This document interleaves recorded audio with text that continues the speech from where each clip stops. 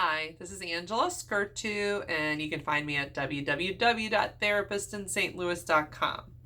Now, today I'm actually talking to you about panic attacks during infidelity treatment. Okay? So, quite a few people, after they find out that their partner has had an affair, start having a type of panic attack. And so, what it looks like is you could be in bed and you can wake up in hot sweats.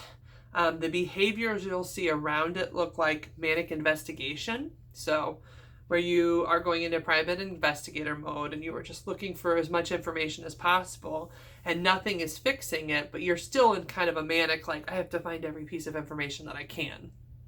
Part of the reason it happens, if we want to understand why people have these panic attacks, is that, well, your reality was taken out from under you. So you believed one thing in life was to be the case, and then suddenly it's like the rug was ripped out from under you. And so for a lot of people, that results in kind of mini panic attacks or major panic attacks.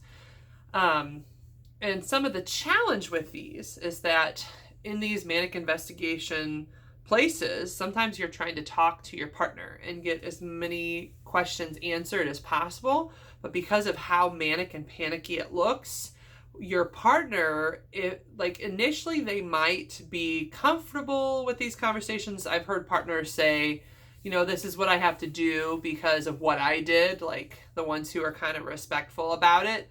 But they can only do it for so long because they're literally dealing with somebody who's having a panic attack. And so it's one, scary, and two, they see the conversation as, wow, this isn't going to go well if we keep doing this. So after that initial guilt goes away, they get tired of having these conversations and repeating the questions over and over again. And so one thing that clients that I work with need to work on up front is doing a little self-care through that panic attack rather than going straight for their partner or straight for the information. Now, just hear me out, okay? That doesn't mean you don't need the information or you don't need the questions or conversations with your partner. But what it does mean is when you're in a panic attack, you're not going to ask for what you need in the best way.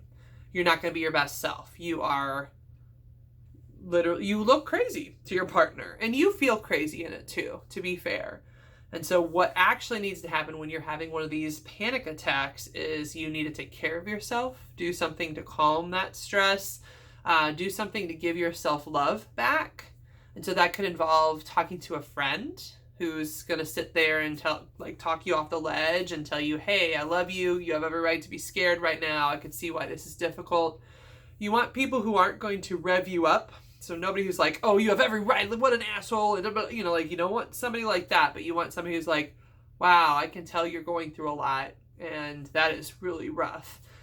So it could be a friend. It can be your partner sometimes, but they are the one who did it. So it's hard for them to be at 100%, especially when you're in your more panic modes.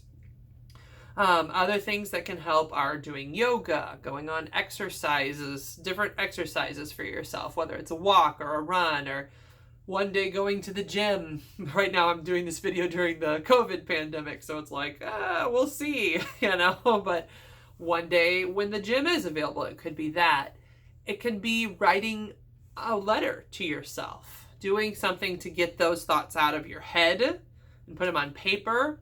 But what you need is a lot of very soothing, very loving thoughts. And why we usually suggest exercise or something like that is that your brain naturally releases endorphins and the thoughts can become more kind and more compassionate. You can still be a jerk to yourself while you exercise, though. So I just wanted to add, do compassionate things in your head. Like, hey, you're okay. I'm here for you. I love you. You can say this stuff to yourself. You're loved. You're valued. You deserve to hear this information at some point. You just need to be in a better place for it. And then once you're actually soothed and calmed and out of that panic attack, then that's when it's a better time to talk to your partner. And you go back and you just basically say, hey, before you go back, you need to sift through the information and decide what you need and what was just the panic attack. And some information you do need, you may need to have a conversation about how you're having panic attacks as a result of this infidelity. Maybe you need to be able to share that. You may need them to reassure you more. You may need them to be more open about where they are during the day, whatever it is. But I would wait until after the panic attack to start asking for what you think you need and sift through it. Look through and see, what is it that I need here? And if you do have trouble, please talk to a therapist. Sometimes people don't know what they need, and that's why I'm here, is to help people kind of start identifying, oh, this might be what I need to get through this. Because it's a lot of emotions, right? And so, but that's the better way of approaching it and having these conversations, is talk after the panic attack is done. All right, so this has been Angela Skurtu with St. Louis Marriage Therapy. You can find me at www.therapistinstlouis.com, and please subscribe to my YouTube channel for more information about lots of topics: infidelity, sex therapy, just basic mental health. All right, thank you.